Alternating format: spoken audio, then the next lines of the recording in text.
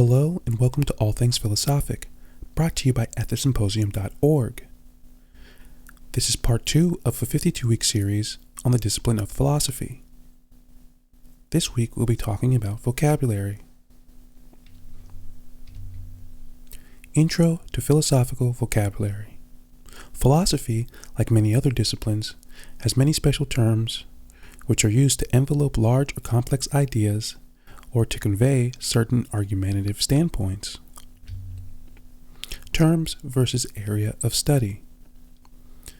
The vocabulary we will go over today are words that conceptualize certain ideas or positions, though these words will oftentimes be associated with particular areas of philosophy. Some of these words will not only present themselves in particular subcategories of philosophy, but might also be more frequently used in certain time periods. For instance, the following terms on the next slide, a priori and a posteriori, are words having to do with knowledge, so they will be associated with the field of epistemology, which is a study of knowledge. So, just to begin, this is something that we want to get clear on before we delve any further into the discipline of philosophy. Understanding that philosophy has its own language, has its own terms, and within that there will be some of these terms that are particular to certain schools of thought, or which that are going to be used more in certain schools of thought. And sometimes there is some cross-pollination, and we'll talk about that more later. But each school is going to have their kind of own vocabulary. Main words for types of knowledge and experience. So what we have here are the words a priori and a posteriori.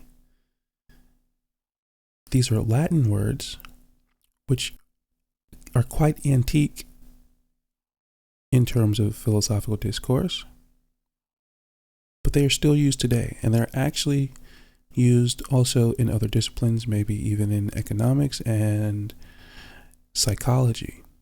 So they're not strictly words that are used in philosophy. Again, there's some cross-pollination, but in exploring and understanding and learning philosophy, especially philosophy stemming from the ancient Greeks, we're going to want to know what these words mean. So, a priori. What is a priori? A priori is knowledge that can be known or deduced before or without experience. Knowledge of numbers is used as a common example. So if a priori is knowledge based upon not having experience, or not needing to have experience of that thing to understand it or know it, what is a posteriori? Well, a posteriori is knowledge that can only be acquired after having experience. So an easy way to kind of think about this is to think about someone that you might have met and thinking about personality traits of an individual. If you're to discern the personality traits of an individual, it's likely that you're able to do that because you've had some kind of experience with them. So that would be considered a posteriori kind of knowledge. You acquired that knowledge not as if you've acquired the understanding of something like the number 2, of which you didn't have to experience to learn about. A posteriori, a priori. Moving forward, we have objectivity and subjectivity. Again, these are words that are quite commonly used in other disciplines and in just plain language in life. So what is objectivity? Objectivity is reasoning that is reliant on plain, observable, empirical, or logical reasoning. So something that is objective, or reasoning that is objective, is reliant on the plain, observable truths about the world, or the empirical truths, something that we can deduce by using empiricism, or something that we can deduce by using logic. Now, what is subjectivity? Subjectivity is reasoning that is reliant on personal interpretation. Now, as I have on the third bullet point, we'll explore some of the words that connote objectivity and subjectivity. So what are some of the words? So words that connote subjectivity would be personal, opinion, perspective, position, stance. Those are all words that connote subjectivity. Now for objectivity, the words that connote objectivity are empirical, innate, inherent, and intrinsic.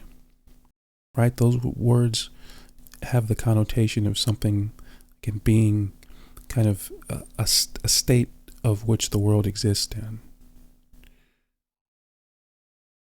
So something like gravity, for instance, is innate in the world, or it's inherent in the world, or it can also be empirically proven.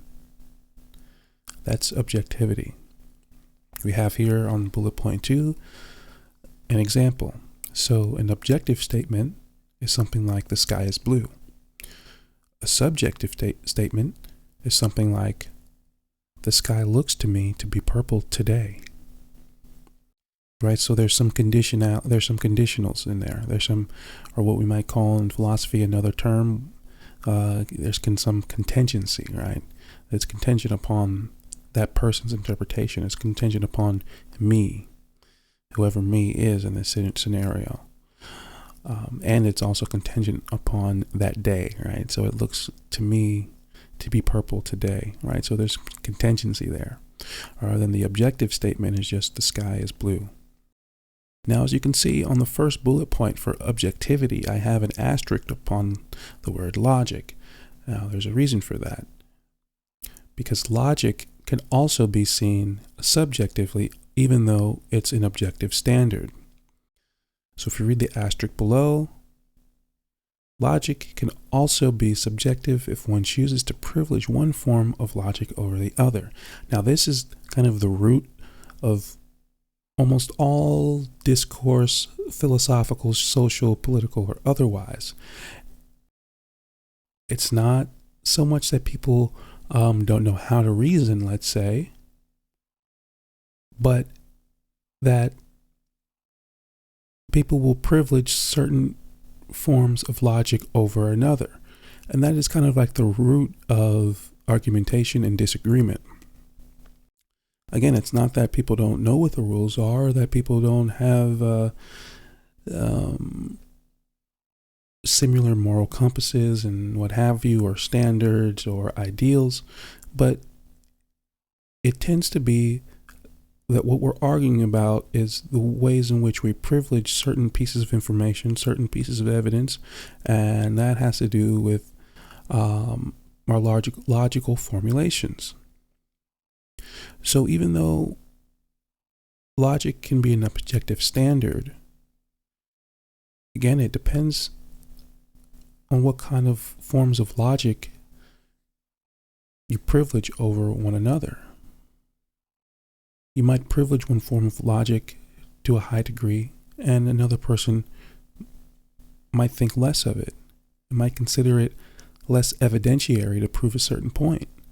And if that's the case, then that form of logic isn't going to sway them or convict them in such a fashion that they might believe in the proposition that you're trying to make. So logic can in some ways be subjective, and that is something we'll go over more in next week's lesson. Moving forward, we have perception versus reality. Now, this is very much akin to the last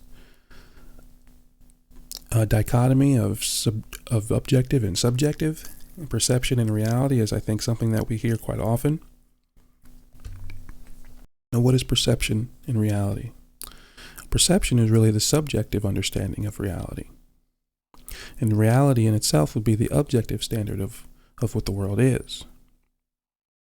So again, use the example, the sky looks to me to be purple today. That would be their perception. That would be their subjective understanding.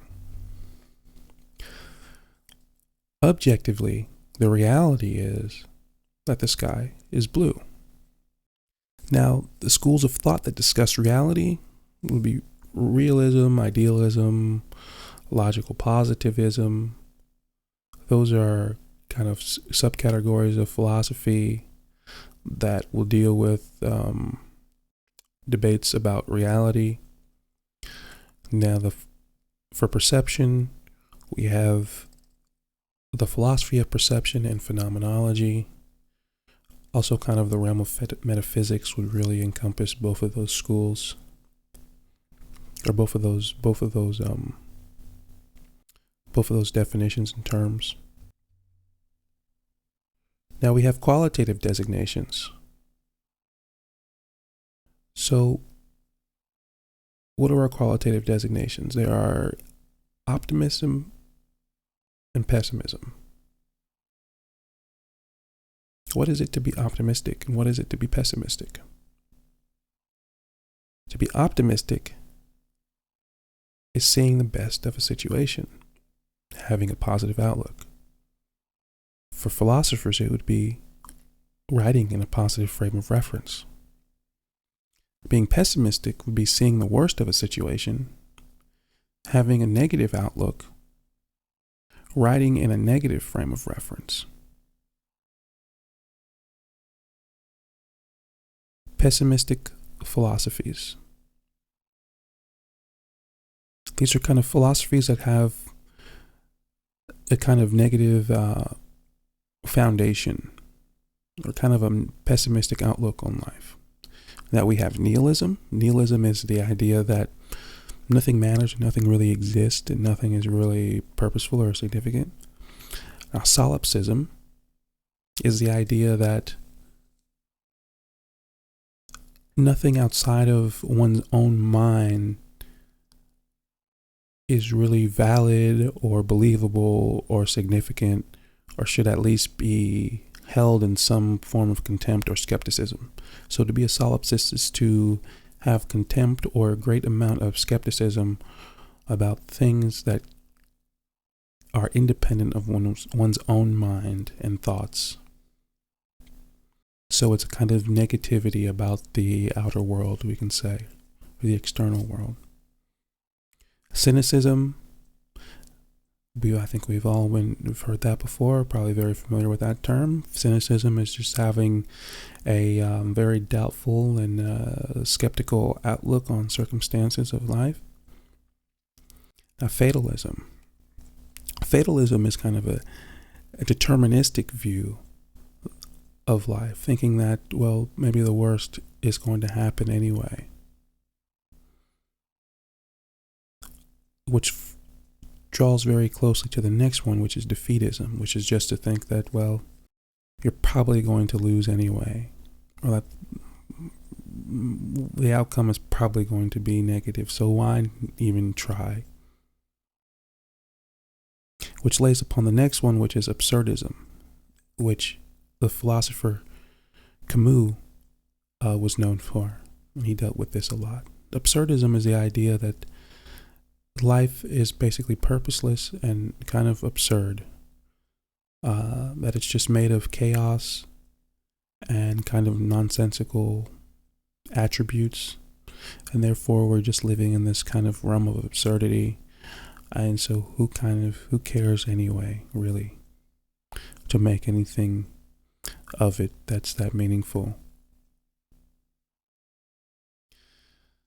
Going forward, then we have anarchism. Now you might think it's kind of unusual. Why is anarchism a pessimistic philosophy? It's more of a political philosophy in a sense, or a societal philosophy. The reason why we have anarchism listed here is because anarchism is the idea, kind of close to absurdism, that there's no reason to try to organize life or society in any kind of constructive or positive way. That life is kind of predicated upon chaos, and we shouldn't try to order that chaos. We should just try to let the chaos be how it is, and let the chaotic nature of human beings express itself to the extent that it feels and deems appropriate, without trying to regulate it or harness it or give it some kind of structure or order. Right? So it lays upon this kind of pessimistic view of human nature that says that we can't be ordered, and there's no real point in ordering us, and maybe any attempt to order us is kind of an oppression of our actual nature. Now, what are some of the schools of philosophy that are optimistic? Well, we have pragmatism. Well, pragmatism is just the view that we should be practical about kind of our choices and thinking. So if we look at the difference between nihilism and something like pragmatism, we can see the contrast here, which is that, of course, the nihilist or the fatalist or the person that is a solipsist isn't going to really think that much of trying to do the more practical thing, right? Because they inherently don't believe, not so much for the solipsist, but definitely for the nihilist, maybe even for the fatalist and for the defeatist or the absurdist. They would believe that there's really no point in putting that much effort into trying to make meaning or purpose out of life. Whereas the pragmatist might also feel the same way, but is going to appeal to a higher order. They're going to say, well, yeah, maybe life is absurd. Maybe nothing is real or meaningful. Maybe I am going to fail, but I think for the longevity of my life and for the sake of trying to live a better life in the future, I am going to be more practical about my decisions and try to lay out a life that tries to seek the greater good, or that tries to seek a higher level of happiness. Right? So the pragmatist might have some of these pessimistic outlooks, but will likely try to rationalize with them in a practical manner that would better their livelihood and circumstances. Now, the same can be said for something like the Buddhist or any of the world religions. Because if we think about it, religions indeed are predicated on some of the pessimistic premises that we just discussed in some of those schools of philosophy. Religions, in a lot of ways, are a response to some of those pessimistic attributes of life. But they are there to give remedy to those pessimistic outlooks. And that's why they're not fatalistic in any sense. It's because the point of the religions is to remedy these things, is to reconcile these kind of unfortunate circumstances of life, these indeterminate circumstances, these absurd circumstances, right? And to do something more like what the pragmatists would do, which is to try to reconcile life and give it more meaning and give individuals the gumption to conjure up a purpose and a meaning so they live a more peaceful and happy and fulfilled life. That is necessarily the foundation of the world religions. So for that, they would be seen as optimistic. Now we also have positive psychology, and that is like the self-help movement that we see. That's very popular nowadays, right? There's a bunch of self-help and how to get your life together kind of things, how to be happier, how to have more of a positive outlook. Now the next one, again, is a political philosophy like anarchism. We have democracy. Now that might seem strange. Why is democracy optimistic? Well, because again, like pragmatism and like the world religions, it tries to organize something for the greater good. Democracy says we're going to give everyone in the society value, and we're going to let them speak their voices and have some influence upon the political realm in which their greater interests will be served. So it takes disorder, which is very much something that the anarchist believes in, but the anarchist doesn't necessarily want to remedy it in such a way. But the Democrat or the democratic society wants to do that. The democratic society wants to remedy that chaos and do that by way of collective engagement and sovereign and individualistic input upon the decisions that will be made in that society. Now the next step from that would be the utopia, and that's just where everyone has basically the idyllic life and has all their needs met and has all the necessities that any human being would require to live a well and healthy life. Now, another asterisk at the bottom. Philosophers, by and large, tend to write in a pessimistic way because they are often criticizing an idea or culture. Now, this is an important point to understand, that just because philosophers are criticizing something, we often feel as though they're being pessimistic, but not all philosophers are actually being pessimistic. They are, in fact, being critical of certain ideas because philosophy is, for the most part, discursive. What philosophers are doing is that they're responding to certain ideas and they're kind of deconstructing them and they're trying to find problems with them. But that's actually, in a lot of ways, one can say, because they're trying to make it better, right? They're trying to make the discourse better. They're trying to improve ideas. They're trying to improve understanding. So, in a sense, philosophy can be looked at as optimistic.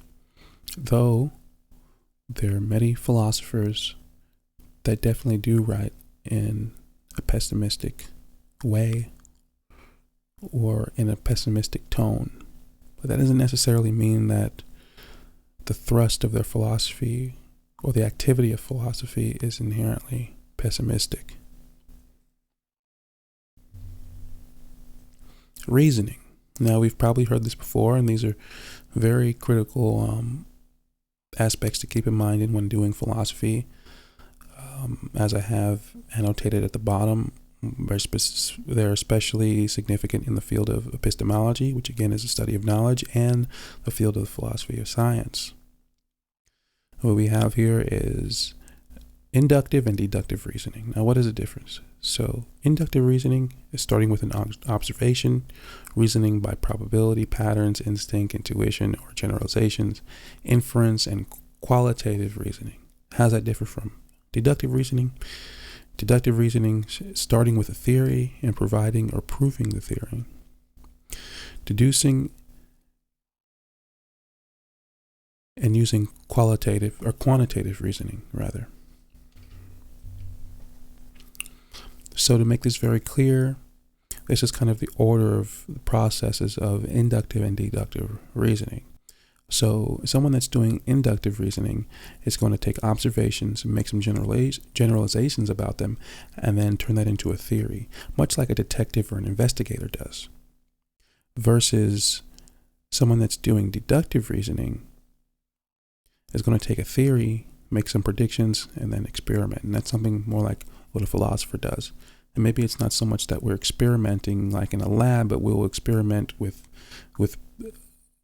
being discursive with other philosophies, bringing things together, criticizing philosophies, and taking and doing a kind of exploratory expositions on different philosophers and different schools of thought and what have you. So we take a lot of theories and we experiment with their kind of with their ability to kind of coalesce or be able to complement each other, right? So it's very much something that philosophers do. Now I have the middle, psychologists, social scientists, and economists. Kind of, they use both, and philosophers definitely use both as well.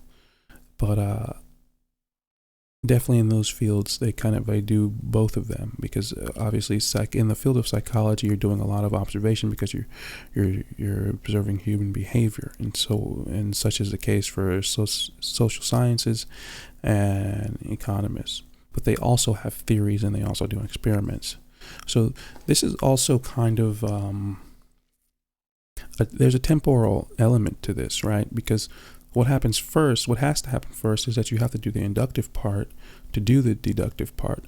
But the thing is, with philosophy, we have so many years and tradition that we spend most of our time now responding to theories rather than making up theories, right?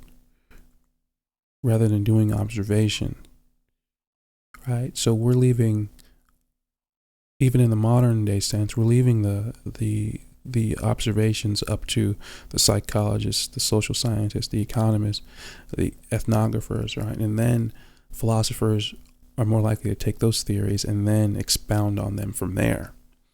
Whereas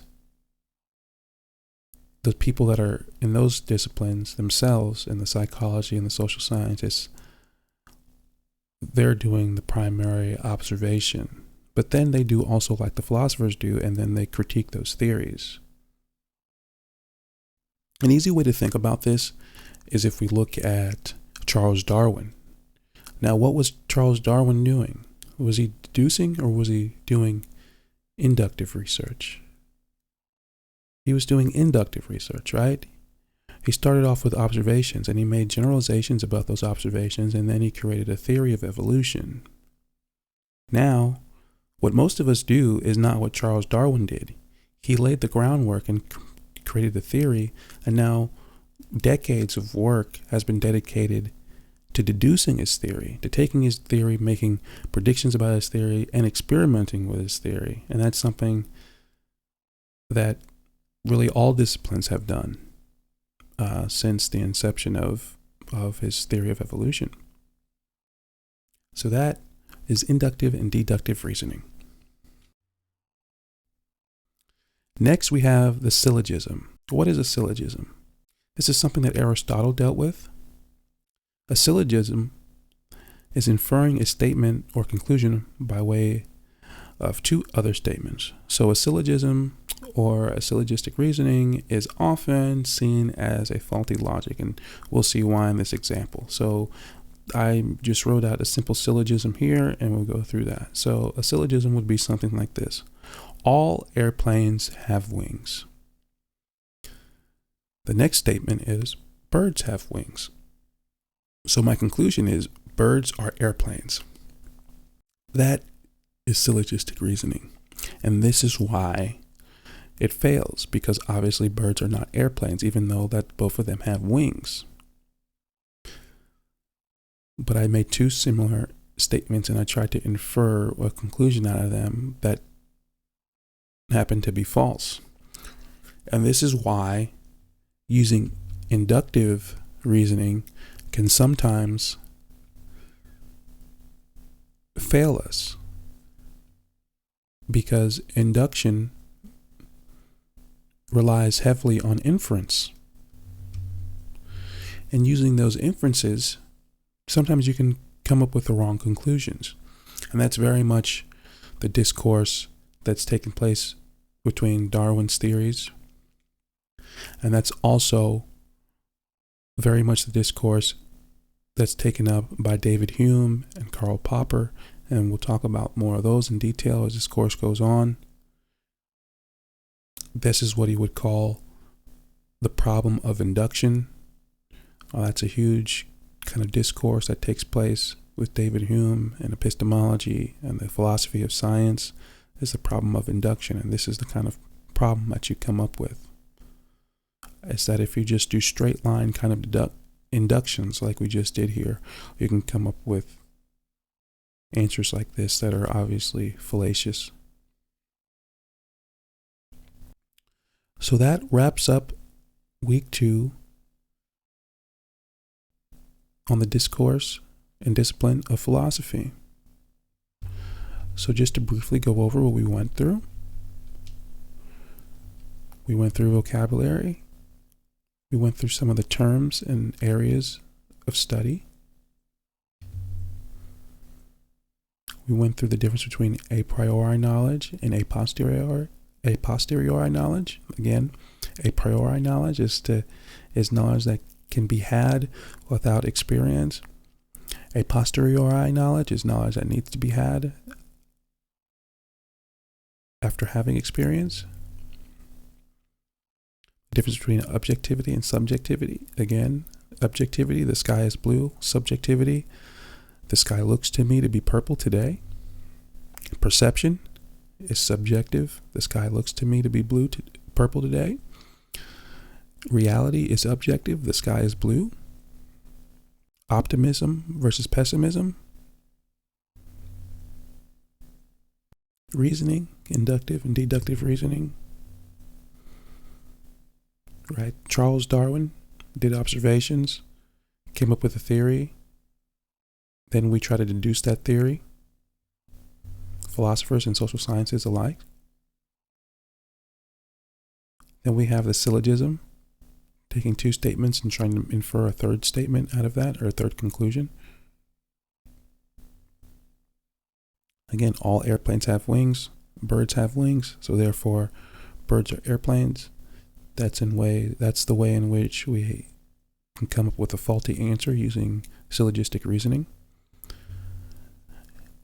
And we'll be covering that more next week as we cover doing philosophy and philosophical methods. We're going to be covering in that section logic, a lot of logic, and what kind of the logical traps that we're trying to evade in philosophy, the kind of preconditions that we set up in doing philosophy, and what the conditions that we try to avoid in philosophy. Week 4, we'll be talking about areas of philosophy and major figures in philosophy, and that'll also probably spill over into week 5, which is time periods. Because in certain time periods, we're going to have certain figures that are prominent, so parts of week 4 will probably slide into week 5, and that's what's coming up for the rest of the month. So again, I thank you for watching. This is All Things Philosophic, brought to you by athosymposium.org.